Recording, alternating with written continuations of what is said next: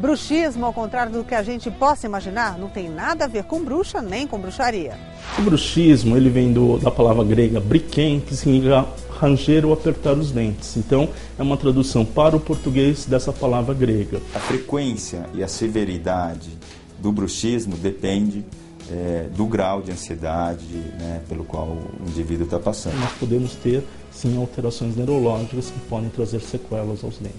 Eu não recebo pacientes que venham indicados só devido ao bruxismo para mim.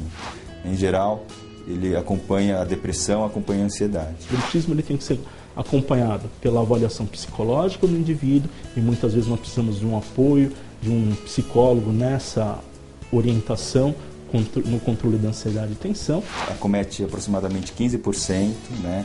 Em geral, durante alguma etapa da nossa vida, a gente, principalmente vivendo numa cidade como São Paulo, a gente vai ter uma crise de ansiedade. Só que o que é remédio para um mal pode ser veneno para outro. Então nós temos o uso de antidepressivos, principalmente os chamados antidepressivos que trabalham na recaptura da serotonina.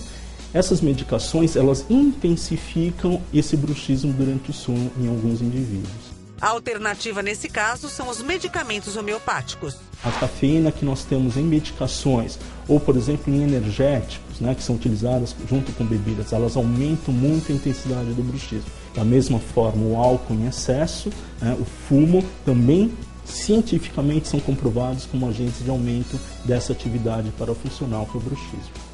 Medicamentos utilizados em tratamentos de emagrecimento também podem estimular o bruxismo. A procura de um emagrecimento mais rápido pode ter como sequela esse apertamento dentário. Por uma orientação de um endocrinologista, pode ser utilizado uma anfetamina para aumentar o metabolismo, a pessoa quer emagrecer mais rápido e para controlar esse aumento de ansiedade, anfetaminas, metanfetaminas, drogas lícitas ou ilícitas, a cocaína também aumenta essa atividade parafuncional. Medicações de controle de pressão arterial também podem aumentar essa atividade do bruxismo. O estudo do bruxismo é necessariamente multidisciplinar.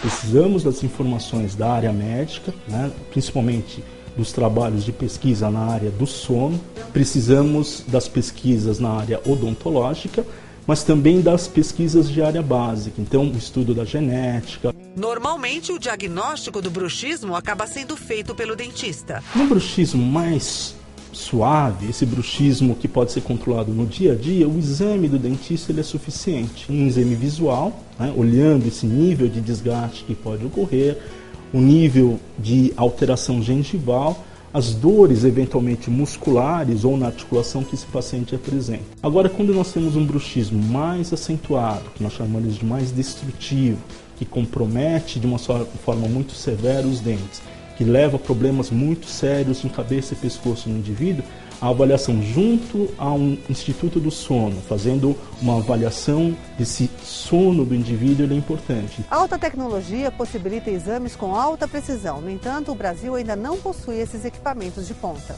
Como se fosse um holter, esse paciente ele coloca esse aparelho no rosto e vai para casa com esse aparelho. Depois de uma semana ele volta e nós temos no computador uma análise dos períodos onde ele realizou um apertamento ou um regimento mais excessivo. No Brasil, esse aparelho chamado Grand Care, ele ainda não é disponível em forma comercial. O tratamento do bruxismo não costuma utilizar medicamento. Não existe nenhuma droga que iniba o bruxismo de uma forma eficiente. Não se sabe o real mecanismo do bruxismo. O objetivo imediato do tratamento é evitar que o paciente continue a ranger os dentes e aliviar as dores. Não tem cura. O que eu vou orientar esse paciente? Ele fazer, por exemplo, bolsa de água quente nessa musculatura tensa. Na sequência, esse paciente vai estar fazendo um bochecho de água quente, por 30 segundinhos. Ele faz o bochecho com água quente, o máximo de água que ele puder, né? Com o calor também, o que ele suportar, joga fora e repete essas 6 vezes. Porque antes de dormir e ao acordar? Porque antes de dormir, ele pode ter a tendência desse apertamento, a musculatura já está mais molinha, né? Evita de lesionar mais. E assim que ele acorda, caso ele tenha apertado os dentes, também ajuda a relaxar. E fazer exercícios de alongamento. No rosto seria um movimento de abertura de boca, que pode ser auxiliado com os dedos, e onde o mínimo que a pessoa tem que abrir são seus 3 dedos de abertura. Então, toda pessoa que percebe que não abre os seus 3 dedos de abertura deve procurar um dentista para fazer já um início de tratamento. Esses exercícios ele vai estar fazendo por dentro da boca, massageando toda essa sua bochecha internamente, Por fora da boca ele também vai fazer uma massagem circular nessa bochecha e também eu vou ensinar o alongamento da musculatura facial, onde ele vai alongar toda essa parte das bochechas para ele se sentir esse alívio. O tratamento com laser de baixa potência é para o controle da sintomatologia dolorosa. Para o tratamento da dor associada aos músculos da articulação, existem técnicas chamadas de agulhamento seco, onde nós usamos a agulha de acupuntura em nódulos musculares, chamados pontos de gatilhos, que geram uma dor muito intensa, muitas vezes se confunde com a dor de dente, dores de ouvido, dores na face, e que, uma vez identificado, então um profissional treinado localiza, e com agulhas de acupuntura são feitas infiltrações dessas agulhas na tentativa de aliviar essas dores. Isso são casos mais extremos de pacientes que têm muita dor. Os especialistas ressaltam a importância de ter dentes alinhados e bem ajustados. Usar protetores bucais, mas se o paciente, por exemplo, tem dores, a preferência são os materiais mais rígidos, são os acrílicos rígidos, que evitam a sobrecarga para os dentes. A placa é um paliativo para não prejudicar mais o indivíduo, mas ele não inibe o bruxismo. Durante o dia, o paciente ele vai estar se policiando. Olhou, vê se ele está apertando os dentes, ele faz um bochecho de ar entre os dentes, que é esse movimento. Passa umas carinhas repetidas que eles vão espalhar para todo o canto. Então vai colocar no celular, vai colocar no seu laptop, na sua escrivania. Olhou essa carinha, opa, será que eu estou apertando os dentes? Se tiver, bochecho de ar entre os dentes. Massagens podem ser um bom benefício. Técnicas terapêuticas de controle de ansiedade, o próprio yoga pode ser utilizado nesse mecanismo. Exercícios físicos para controle e alívio da sintomatologia dolorosa.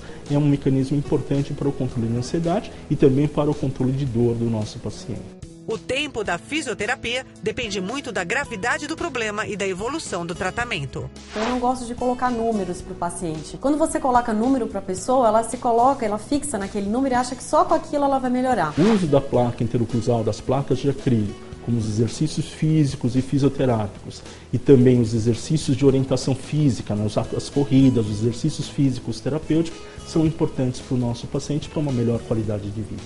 Se você quiser saber mais sobre bem-estar e qualidade de vida, acesse o nosso site. Acompanhe as novidades do programa seguindo o Twitter do Edição Saúde. E aproveite também para curtir a nossa página no Facebook. Até mais, tchau!